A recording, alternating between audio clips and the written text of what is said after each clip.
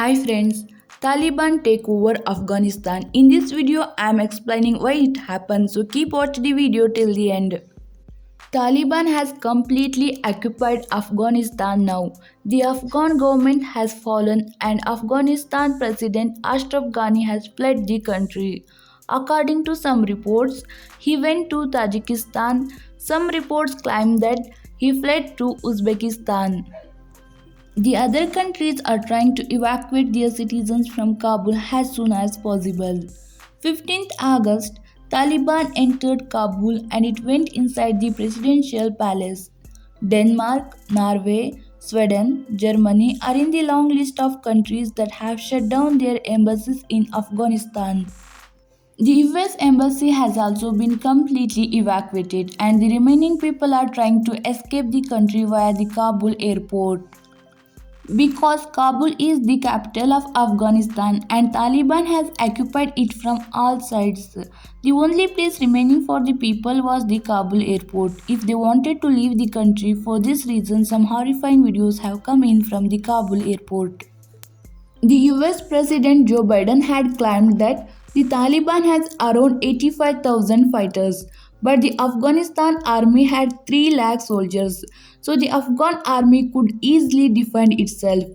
The US intelligence expert had said that it would take the Taliban 3 to 4 months to get control of the entire country, but in just a few weeks very easily Taliban has overthrown the Afghan government. Perhaps the reason behind it is that there has been little to no resistance from the Afghan army.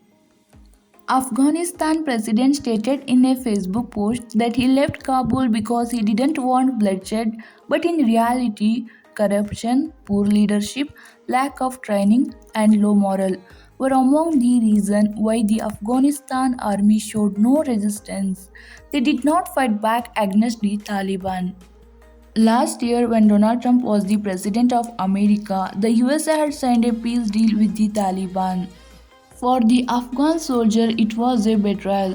They questioned how America could go and have talked with their enemies and sign a peace deal. And now, under Joe Biden, when the USA is withdrawing the American army, it was even more demoralizing the Afghan soldiers. They doubted their ability to fight without any military support. On the other hand, very strategically, the Taliban used propaganda and psychological operations against the Afghan army. Instead of declaring all out war, they sent text messages to the Afghan soldiers, bombarded them saying that if they don't fight them, they will not be killed and their family members would also be safe. They were threatened so much that thousands of soldiers deserted the Afghanistan army and they switched sides because at the end of the day, any common man prioritizes his and his family's security. They know that if they give in to the Taliban, they will survive. Their family would survive, so why wouldn't they choose the option? Especially then, when on the other hand, their leader isn't very motivated himself, he isn't confident of a win. But Taliban's rule of the common people, especially for women, is perhaps no less than hell in Afghanistan.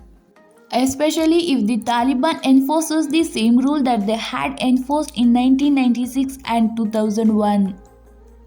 Some reports have already started to come in that women are being kidnapped to be the brides of the Taliban fighters.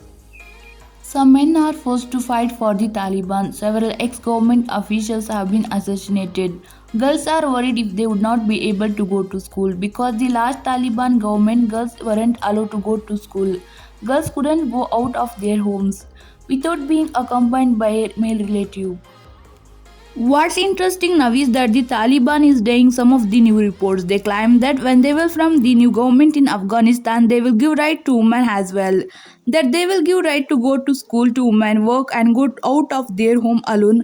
Although women would still have to wear hijabs.